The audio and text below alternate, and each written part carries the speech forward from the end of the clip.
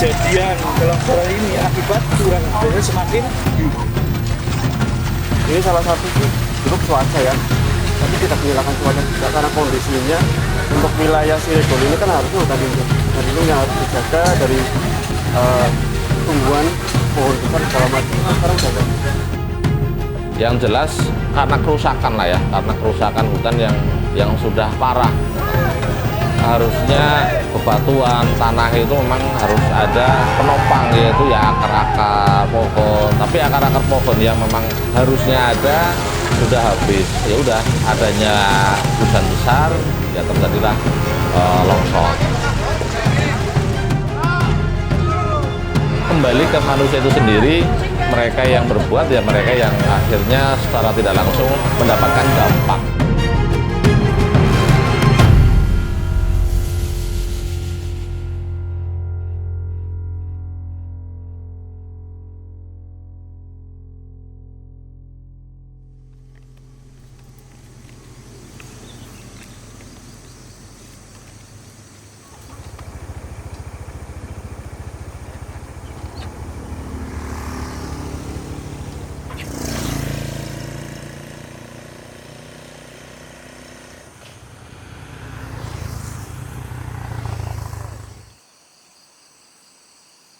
Sebagian besar ya mungkin bisa dikatakan sekitar 70-80% itu bertani.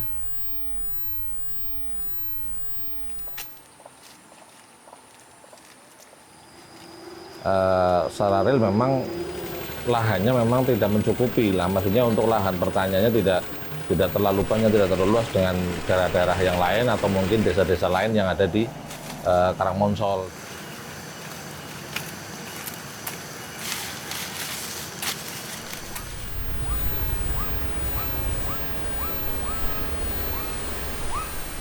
Di Desa Keramat ini ada dua jenis hutan, yaitu hutan lindung dan hutan produksi.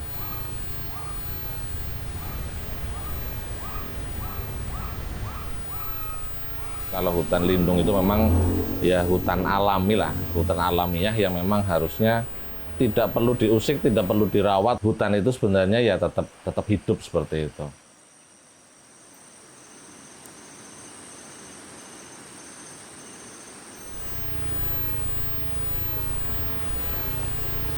Ya, setelah datang di desa kami mengatakan bahwa hutan kami itu bagus begitu ya, dilengkapi dengan hewan-hewan langkanya itu ya, memang masih ada seperti itu. Tapi bagi saya yang istilahnya bertempat tinggal di desa sendiri, desa Keramat, desa kecil, itu memang sebenarnya sudah jauh begitu loh, jauh antara dulu dengan sekarang.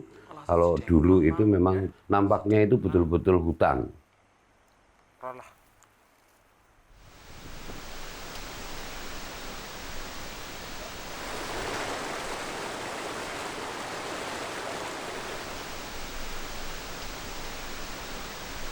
Ternyata kopi itu masuk ke konservasi, Mbak.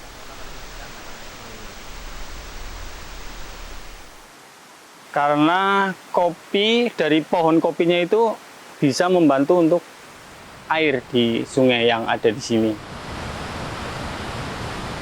Ternyata pohon kopi hampir mirip kayak pohon beringin, Mbak. Jadi akarnya bisa membantu untuk airnya gitu.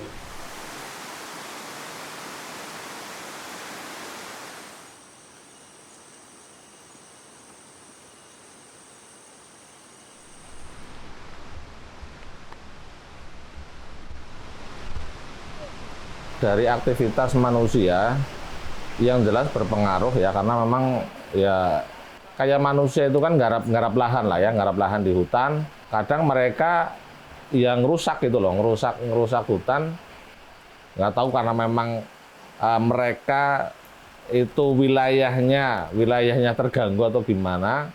Ya sebagaimana contoh kayak sekarang yang namanya babi hutan saja sudah ke desa-desa lah ya.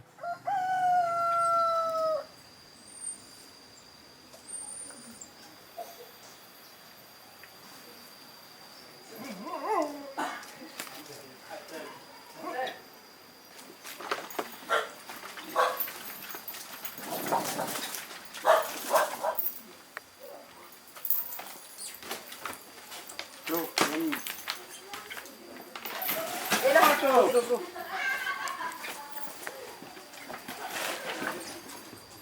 pekerjaan saya ya itu cuma membantu petani-petani di siapa yang membutuhkan dipanggil karang sampai ke Sirau, ke Menganti.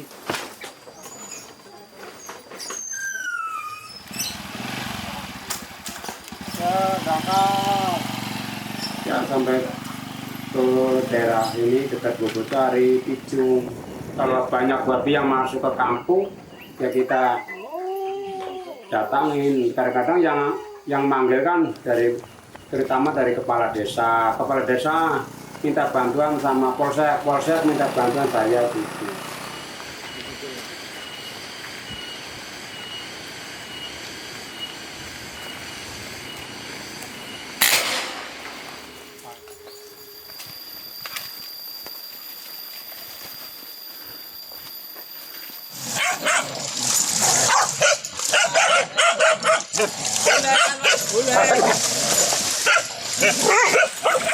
Mantap. Biasanya sebulan dapat berapa babi, Mbak? Kadang-kadang ya kadang-kadang dapat 2, 1. Sekarang udah jarang banget. Yang belum diambil, yang masih di lubang-lubang itu masih banyak. Ini babi yang gede-gede kan yang dulu dari ke Semarang bawa 4, ke Tegal bawa. Sekarang pekerjaan utama berburu. Tapi ini berhubung sekarang babi sudah nggak begitu banyak, sudah petani juga sudah merasa aman, banyak babi. Sekarang ya mau ganti profesi lagi, ke pekerjaan apa nanti.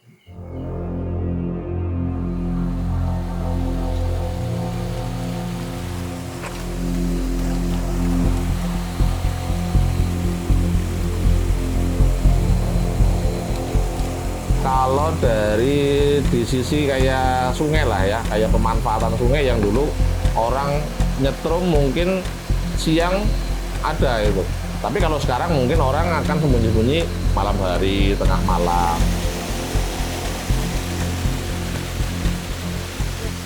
Ya sebenarnya udah sering diingatkan itu, jadi si pelaku itu sebenarnya udah sering diingatkan, maksudnya mbok nanti kalau masih melakukan seperti itu mbok nanti ditangkap gitu, tapi ternyata Masih nggak jerah. iya nggak jerah gitu. Kemudian sudah apa istilahnya nggak pernah siang-siang ada yang nyetrum. Kalau dulu kan siang malam, jadi sini sudah yang belakangnya sudah mengikuti lagi terus sampai habis. Tapi kan sekarang kan bisa dilihat itu, jadi di sungai-sungai kita masih banyak ikan-ikan itu. Tapi ini memang penjalan ke sini memang nampaknya mulai lagi, tapi masih sembunyi-sembunyi.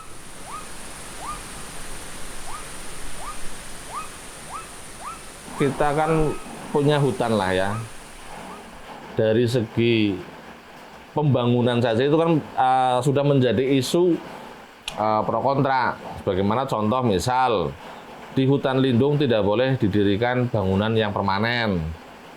Itu kan akhirnya kalau konsepnya konservasi itu larangan. Tapi kan ada sebagian masyarakat yang mungkin memang lewong bangunan kan mungkin tidak merugikan seperti itu. Tapi ya, masyarakat yang namanya petugas perhutani pun juga terbatas. Jadi kalau masyarakat sendiri memang belum sadar itu, ya tetap akhirnya mereka yang sering ke hutan kan mereka masyarakat, bukan petugas gitu. Tapi polhutnya ada nggak sih, Pak? Ada. Ada. Nah, tapi akhirnya ini udah pada pensiun ya kayaknya belum ada gantinya gitu. Pak Imron, Polhutnya ketemu yang itu di berburu itu, Pak Kodiri itu mantan polhut. Iya. Pak Anu, Oh, daftar Hafiz. Pak Kodiri.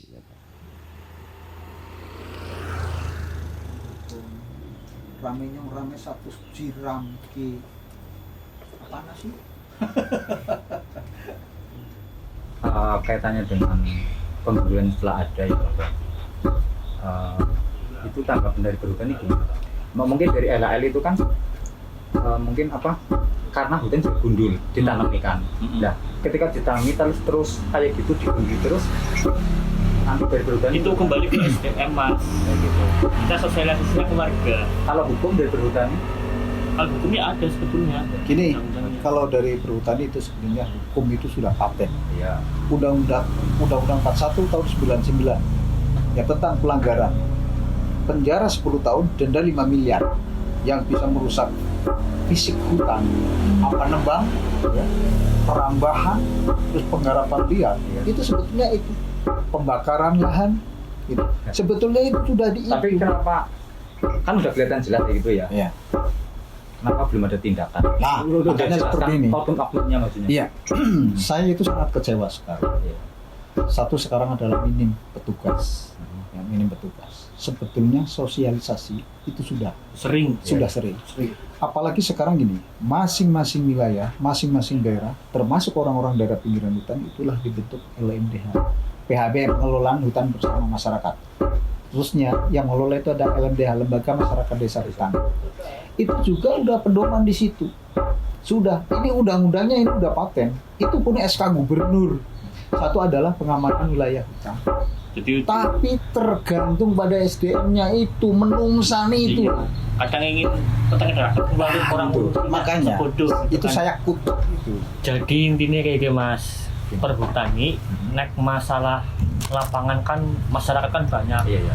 Lebih praktisnya itu ke sosialisasi SDM mas. SDM itu ya. Tinggal kita menyadarkan warga.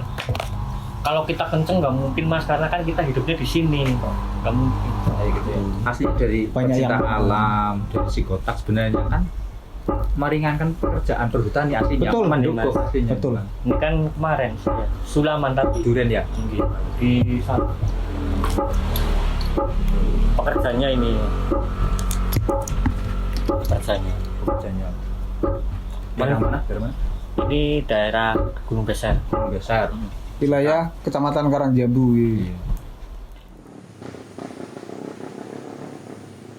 Begini ya. Kalau ditangani untuk perhutani sendiri otomatis kan ya ora boro-boro ya Kewalahan. kewalannya. Makanya itu ada program Lembaga. desa gubernur itu diberikan pada LMDH. LMDH itu kan punya pangkuan. Ya toh? Jadi LMDH itu jelas berapa hektar yang dikelola toh dalam satu wilayah. Contoh kayak Jalatunda. Ini adalah petak 9, petak 10 ya toh.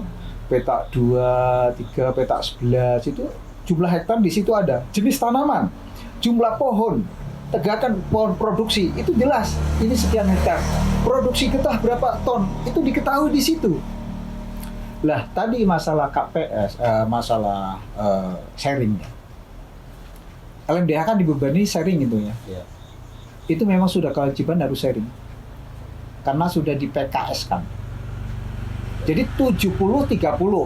60-40. Tapi katanya enggak ya. 30. Kalau memang itu sudah PKS itu diharuskan 70-30. Yang 70% itu untuk pengelolaan, Pengelola. untuk lembaga ya. Dan juga untuk yang garap itu 70%, yang 30% itu adalah pada perhutani. Ya, saya selaku ketua LMDH itu intinya melarang. Ya. Jadi tidak memperkenankan bagi para pesanggem ya, pesanggem itu penggarap lahan perhutani yang akhirnya merambah ke hutan lindung. Paling upayakannya ya semacam itu. Ada sanksi atau apa? Tapi sampai Kalau LMDH ya tidak bisa. Iya, tidak Berarti bisa. bukan di luar wewenangnya. Iya, di luar wewenang. Nah, itu yang akan memberikan sanksi ya ada tersendiri. Ya, tersendiri. siapa Pak yang memberi sanksi? Ya, sementara saya belum tahu, tapi yang sangat-sangat punya wewenang untuk melarang itu kan dari perhutani itu sendiri kan. Jadi kalau saya sudah dapat laporan misalkan ya ini warganya ada yang merambah hutan lindung, ya nanti kita kumpulkan, kita berikan arahan dan sekaligus untuk berhenti semacam itu. Jadi selama ini belum ada ya Pak? Ya, saya belum tahu ada yang merambah atau tidak, saya belum tahu. Belum ada laporan dari Iya, dari ketua kelompok pun belum ada, dari pihak yang lainnya juga belum ada yang melaporkan. Kalau sampai keluar ke hutan lindung ya itu bukan tanggung jawab saya. Kalau di sini ada ya masih di luar pengetahuan saya karena saya baru. Masa yang bikin kok masih bandel, masih nakal aja ya warga ini sebenarnya karena apa sih gitu sebenarnya? Karena petani nggak mau keras tadi sih. Begini, Iya. sebetulnya Bener. satu Jadi mungkin tadi ya ketika dikerasnya mungkin ada dampak lainnya gitu kan. ya sekarang tinggal penanganannya. Iya, penanganan. Iya, tapi Ya. ini yang ditunggu-tunggu sama Iya, peringatan, satu, peringatan dua lah itu Itu. tindakan. Jadi itu yang sekarang gini. Tadi saya ketika punya sampaikan, menang lah. saya sampaikan lagi ya. Karena kekurangan tenaga atau gimana gitu ya. Sekarang di bagian itu. Bagian itu. Kalau Polhut untuk keamanan, Ya, untuk itu. keseluruhan, satu mengamankan Ya itu. apabila terjadi pencurian di bawah tegakan hutan produksi, Pengobatan liar maksudnya. termasuk pengobatan liar atau kaitannya dengan hutan lindung yang dibabati, itu penanganan mutlak itu adalah Polhut. Tapi harus ada kebersamaan, harus ada kebersamaan, kayak gitu.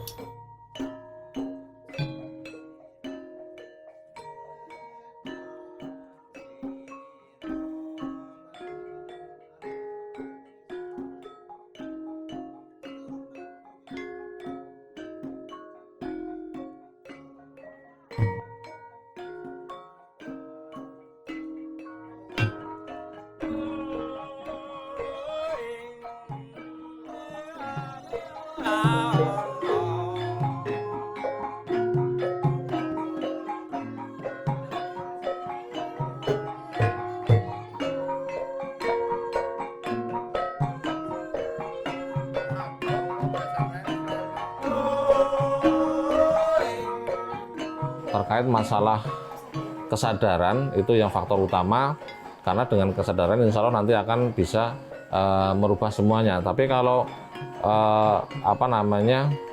yang bisa merubah ketergantungan itu kayaknya terlalu sulit, kecuali dari masyarakat itu sendiri seperti itu. Atau mungkin dengan sedikit demi sedikit, yaitu tadi masalah aturan, perdes itu sendiri seperti itu.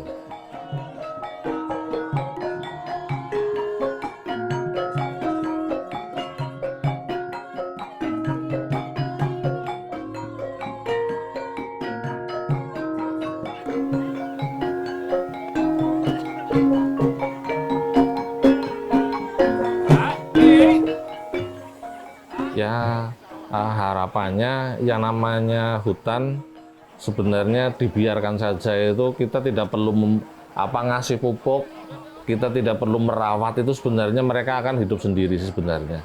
Jadi kita nggak usah repot-repot, ngurus lah seperti itu. Jadi dibiarkan saja, mereka malah akan lebih nyaman seperti itu. Kayaknya seperti itu.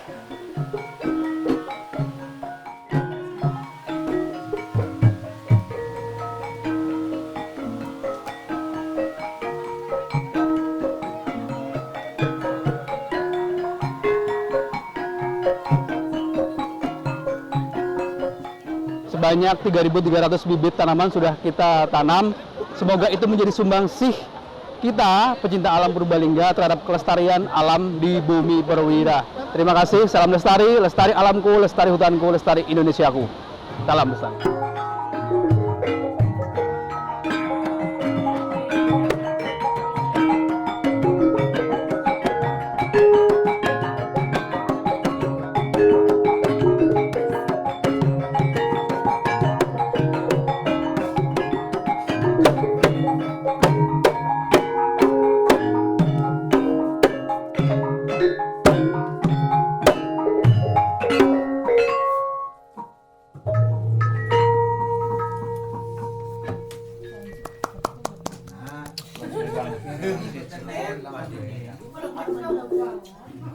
Hei, Nyong. Loh, Nyong kok